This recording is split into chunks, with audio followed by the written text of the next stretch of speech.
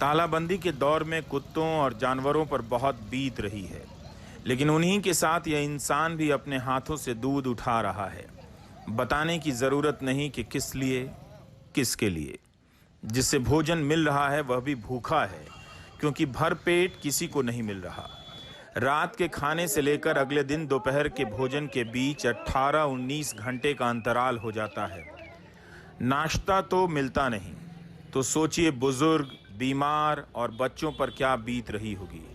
सरकार और आम लोग खाने का प्रबंध कर रहे हैं, फिर भी लोग भूखे सो जा रहे हैं। नाश्ता नहीं मिलता, सुबह के वक्त हालत और ख़राब होती होगी, तभी तो लोग दोपहर के खाने के लिए सुबह से ही लाइन में लग जा रहे हैं। सरकार का मुफ्त अनाज सबको नहीं मिल रहा, या सब सरकार के अनाज वितरण केंद्र तक नहीं पहुंच पा रहे।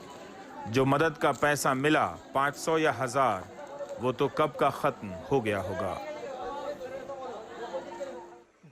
नमस्कार दोस्तों, स्वागत है आपका मेरे चैनल सीधी बात में। मैं देवेंद्र बंसल। जैसा कि आप सभी को मालूम है कि कोरोना महामारी की वजह से पूरे इंडिया में लॉकडाउन है। परेशानियां तो सभी लोगों को है, पर सबसे ज़्यादा जो परेशानी है वो उन लोगों को है जो दूसरे स्टेट से पढ़ाई के लिए, काम के लिए दूसरे राज्यों में आए हुए थे। लॉकडाउन इतना अचानक से हुआ, विदाउट इन्फॉर्मेशन, कि किसी को अपने घर जाने का मौका भी नहीं मिला।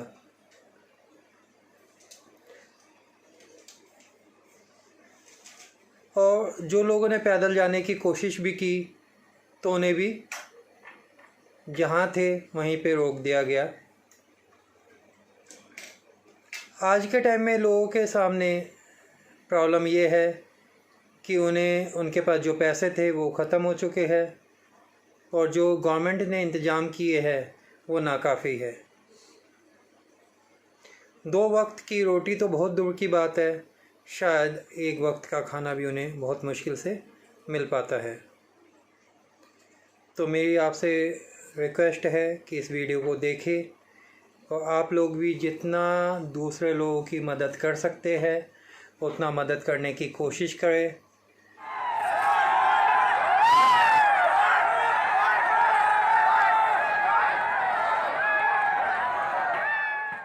यह सूरत के लसकाना रोड की तस्वीर है। प्रवासी मजदूरों ने भरपेट खाना ना मिलने की शिकायत की। गांव जाना चाहते थे, भूख ने उनका सब्र तोड़ दिया और हिंसक हो उठे।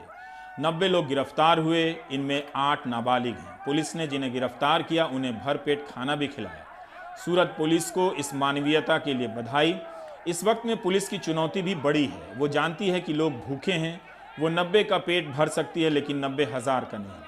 सूरत से मनीष पानवाला ने जानकारी दी कि यहाँ 10 से 12 लाख लोगों के खाने के इंतज़ाम के दावे किए जा रहे हैं, मगर अब भी बड़ी संख्या में लोगों तक पर्याप्त भोजन नहीं पहुँच रहे हैं। इस हिंसा के कारण सूरत में 1200 से 1300 मजदूरों के खिलाफ कई मामले दर्ज हुए हैं। भूख ने सबको अपराधी बना दिया है। कायदे से राज्य सरकार को इन सभी प्रवासी मजदूरों को माफ़ कर देना चाहिए था। अरे दवा लेने जाऊँ, पुलिस की बाहर खाऊं, कहाँ गई? ले आओ सर्टिफिकेट, बताओ, ले आओ, वो बताओ कहाँ पाई? बाहर खाने के लिए घर में से नहीं करूँ, क्या खाऊं? किसी से ले दे भी नहीं सकती हूँ, किसी की हम मांग भी नहीं सकती, कहाँ जाऊँ? तनख्वाह जो मिली थी आए हुए हमको 10-12 दिन घर से हुए सर, बंद हो गया, लॉकडाउन हो गया, तभी पैसा भी नहीं बाकी है, गाँव भी जाने के लिए नहीं सर मिल रहा है। पति रोटी रहता है, किसी दिन 3 रहता है, किसी दिन 5 रहता है। 3 था, कल तो 3 था। पेट भर के नहीं मिल जाता नहीं, 3 नहीं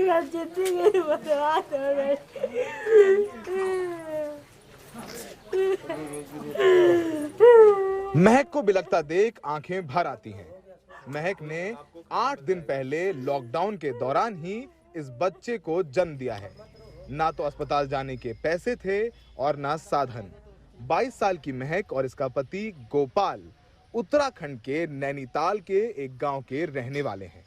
पुरानी दिल्ली के टाउन हॉल इलाके में इसी बिल्डिंग में मजदूरी करते हैं। लॉकडाउन के चलते सब बंद है। महक बताती हैं कि 2 दिन में बस एक बार ही खाना नसीब होता है। जमीन पर लेटी अपनी बेटी को देखकर गोपाल के आंसू नहीं रुकते। आपको रोज खाना मिल पाता है? नहीं भैया, नहीं मिलता, भूखा रहती हूँ, दूध उतरता ही नहीं, से क्या पिलाऊं। सुबह से इतने सारे चावल खाए भैया, मैंने अबू की बैठी, कब खाना आएगा, कब खाऊंगी। कब से खाना नहीं खाया? खाना सर एक टाइम मिलता है, कभी नहीं मिलता है सर। अभी तो मिला था चावल, दाल चावल। तो एक टाइम मिल जाता है खाने को? सूखा राशन नहीं है? सूखा राशन नहीं है सर। ये कहानी सिर्फ महक की ही नहीं है। पास में खड़ी बिहार नवादा की रहने वाली चांद रानी भी नंगे पैर अपनी झोपड़ी दिखाने लगती हैं। अंदर बस थोड़ा सा चावल है जिससे उन्हें अपने 4 छोटे बच्चों को खिलाना है। चूल्हा ठंडा पड़ा है क्योंकि पकाने को अनाज ही नहीं है। करनाल हरियाणा के भट्टे में अपने पति मदन के साथ मजदूरी करती थी। पैदल चलकर किसी तरह दिल्ली पहुंची और तब से यही इनका आशियाना है। सूखा पूरी है तो नहीं आता, तो रात में खा के सो जाते। सूखी पूड़ियाँ खा के सो जाते हैं।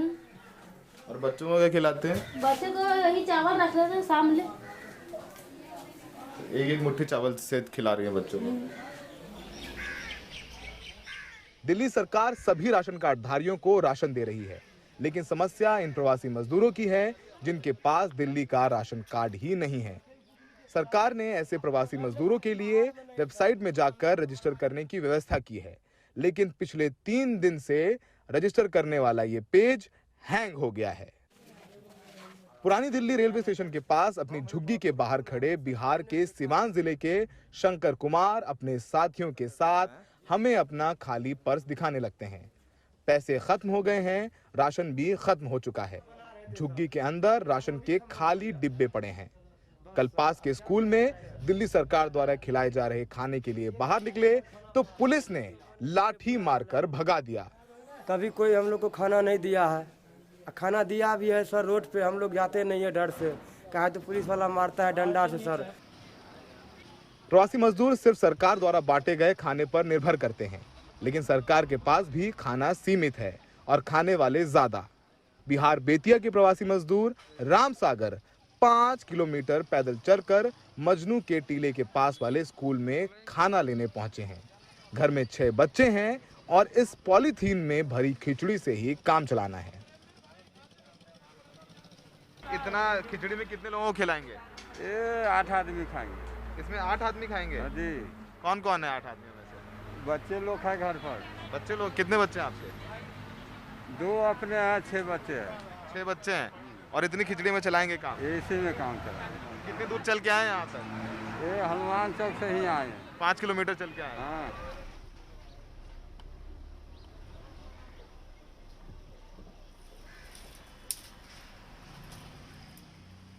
दिल्ली की पॉश माने जाने वाली न्यू फ्रेंड्स कॉलोनी के फुटपाथ पर पेड़ों से गिरी लकड़ियों को इकट्ठा कर रहे ये पटना के 62 साल के सुभाष झा हैं, जो यही इमारतों में काम करते थे।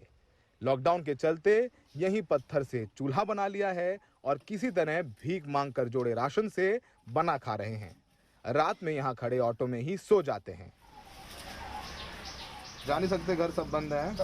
ट्रेन बंद है, कहाँ जाएंगे बताइए। जाना भारी तो है, भारी करना तो कहाँ जाएंगे। दिन में एक ही टाइम खा रहे हैं?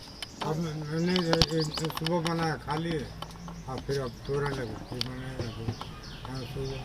ना पैरों में चप्पल हैं और ना ही पेट में खाना और ना ही रात में खाने मिलने की उम्मीद। इन जैसे लाखों मजदूर हैं जो यहाँ दिल्ली एनसीआर में फंसे हुए हैं, क्योंकि यहाँ से निकल नहीं सकते, गांव जा नहीं सकते हैं, काम है नहीं। दोस्तों, जैसा कि आप देख रहे हैं कि लोगों को कितनी ज़्यादा परेशानी हो रही है, तो मेरी आप लोगों से अपील है कि आप इस वीडियो को ज़्यादा से ज़्यादा शेयर करें, जिससे कि सत्ता में बैठे हुए लोगों तक ये वीडियो, ये बात पहुंच पाए और वो इसके लिए कोई एक्शन ले सके। और साथ में सत्ता में बैठे हुए लोगों से मैं अपील करना चाहूँगा कि जितने भी लोग दूसरे राज्यों से आए हुए हैं उनको उनके घर पहुंचाने की व्यवस्था करें। एक तरीका तो ये भी हो सकता है कि आप जो भी लोग अपने घर जाना चाहते हैं उन लोगों का कोरोना टेस्ट करें और जो लोग नेगेटिव आते हैं उनको उनके घर पहुंचाया जाए और जो पॉजिटिव आते हैं तो उनका इलाज हो सके। अगर आप मेरी बातों से सहमत है तो कृपया कर इस वीडियो को ज़्यादा से ज़्यादा शेयर करें, जिससे कि जो सत्ता में बैठे हुए लोग हैं, हो सकता है कि ये वीडियो आपके शेयर करने से उन लोगों तक जाए और वो लोग इन लोगों की हालात देख के तो उचित कदम उठाए, उन लोगों की हेल्प करने की कोशिश करें। तो अब मैं आपसे इजाज़त चाहता हूँ और आप इस वीडियो को लाइक, शेयर एंड मेरे चैनल को सब्सक्राइब करना ना भूलें और बेल आइकन दबाएं, जैसे कि मेरी आने वाली वीडियोस भी आपको मिल सके। और कमेंट बॉक्स में ज़रूर लिखें कि आपको ये वीडियो कैसी लगी। Thank you very much. जय हिंद।